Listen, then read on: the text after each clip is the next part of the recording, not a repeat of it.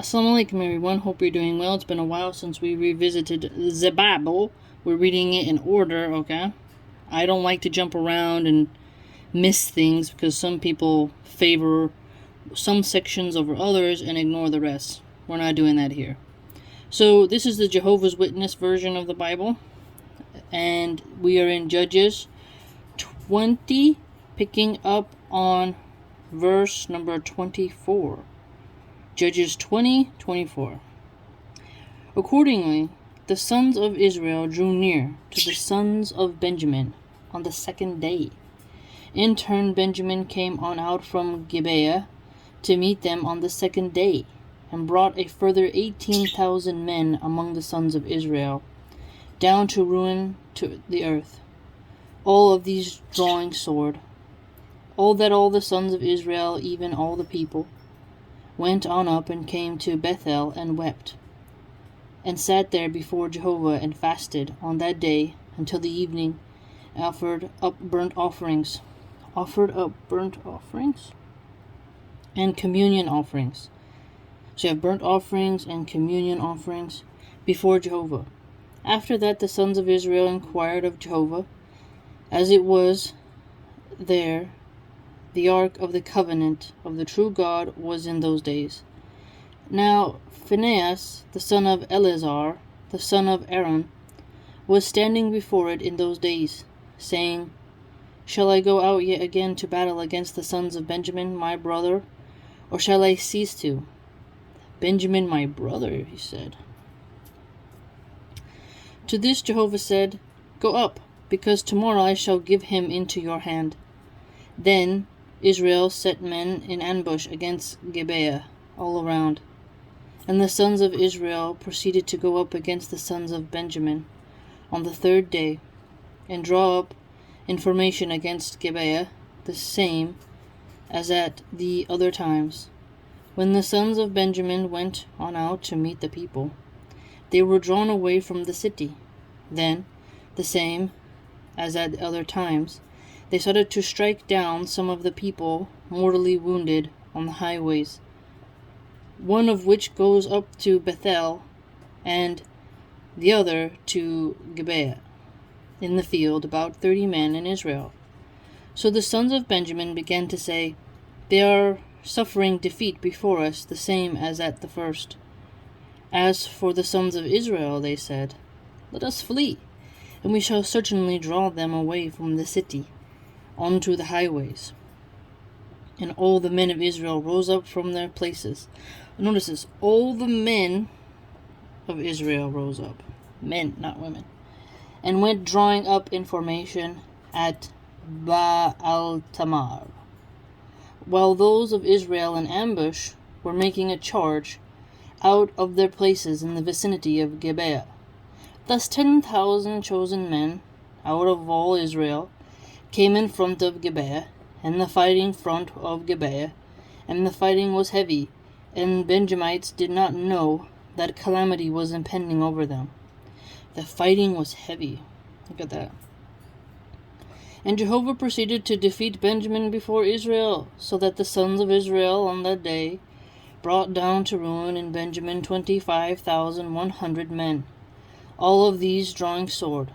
However, the sons of Benjamin imagined that the men of Israel faced defeat when they kept giving ground to Benjamin, because they trusted in the ambush that they had set against Gibeah. As for the ambush, they acted quickly, and that's good, and went dashing toward Gibeah. Then the ambush spread out and struck all the city with the edge of the sword.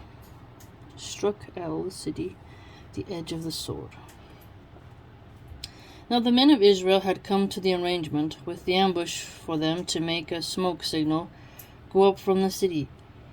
When the sons of Israel turned around in battle, Benjamin started to strike down about 30 men mortally wounded among the men of Israel.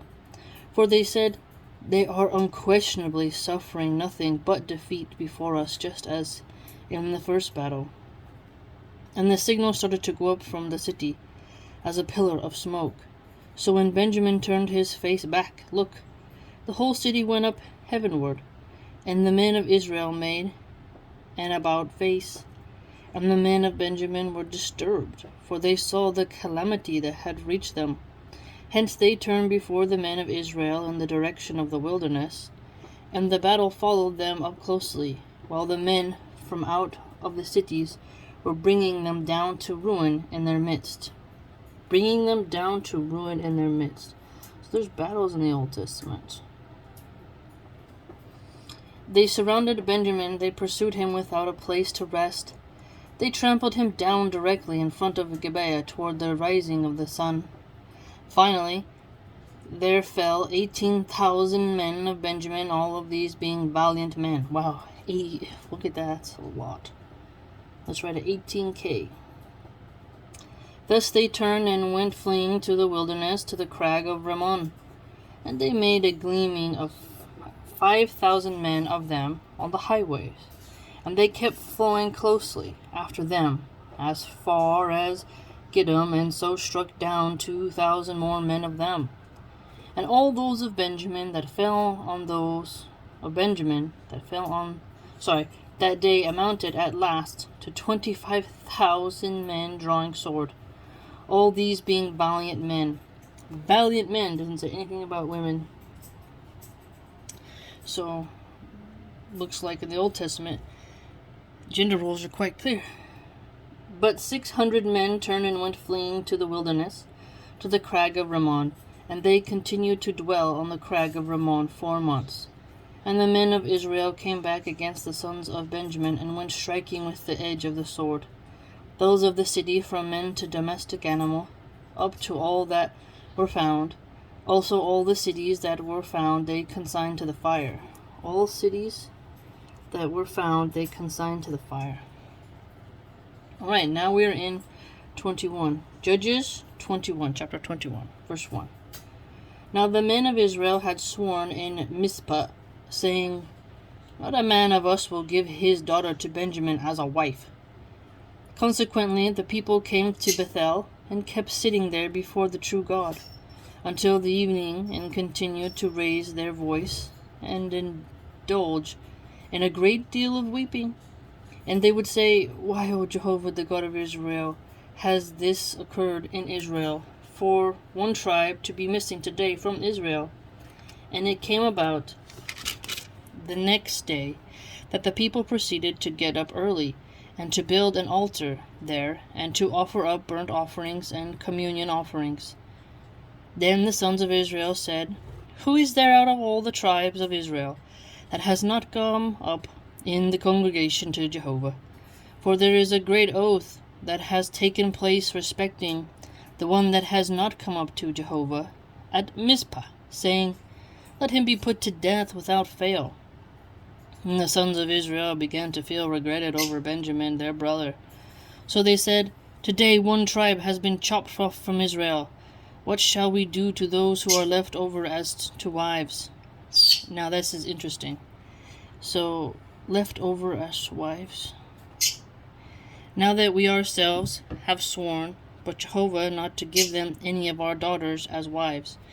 And they went on to say, so that's interesting. So there's all these women left, and they don't want to marry him to the people of the remains of the Benjamin tribe of Israel is that has not come up to Jehovah at Mizpah. And look, no one had come into the camp from Jabesh Gilead to the congregation when the people were counted. Well, look, there was not a man there from the inhabitants of Jabesh Gilead.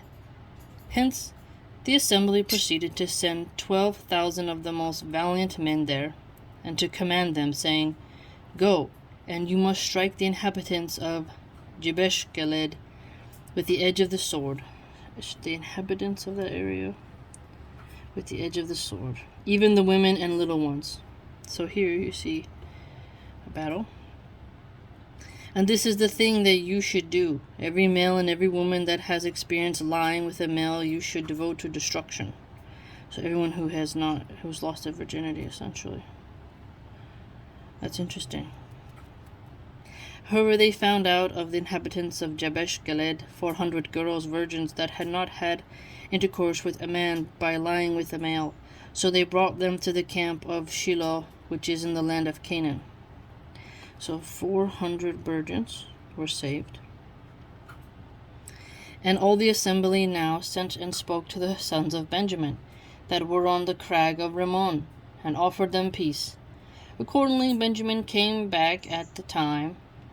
Then they gave them the women that they had preserved alive from the women of Jabesh Gilead, but they did not find enough for them.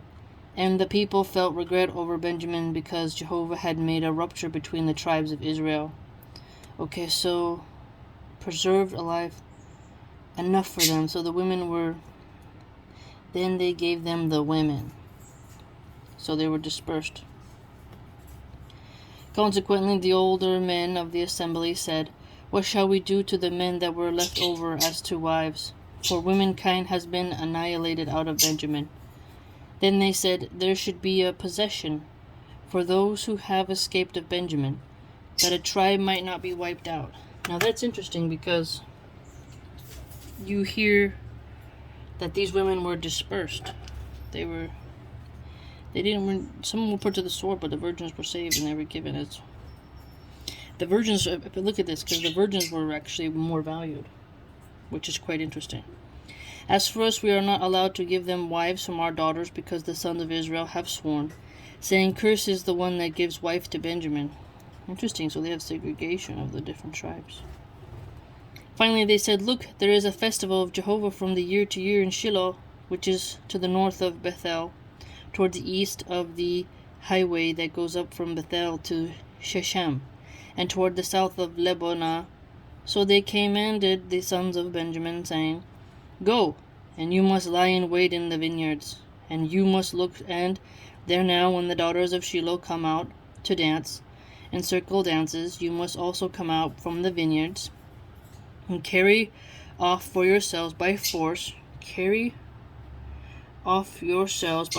each one his wife from the daughters of Shiloh. So they're going to do a dance. When they come out to dance, you get to pick one. And you must go to the land of Benjamin. And it must occur that their father or their brothers come to conduct a legal case against us.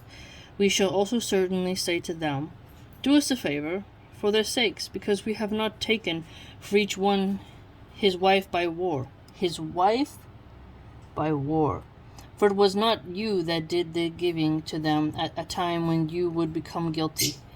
Accordingly, the sons of Benjamin did just that way, and they proceeded to carry off wives for their number from the women dancing around, whom they snatched away, after which they went off and returned to other inheritance, and built up the cities, and took dwellings in them. And the sons of Israel began to disperse from there at that time, each one to his own tribe, and his own family, and they went their way out from there, each one to his own inheritance. In those days there was no king in Israel. What was right in his own eyes was what each one was accustomed to. Oh, that's interesting. No king, huh? And what was right was judged by each individual tribe. Wow, so we finished Judges. The next section will be Ruth. Fascinating. So some women and children were put to the swords in Jabesh Gilead, and the women that remained of Jabesh Gilead, there was some virgins, they got to be dispersed and given over. Quite interesting. We learned quite a lot. Hope you're having a good day.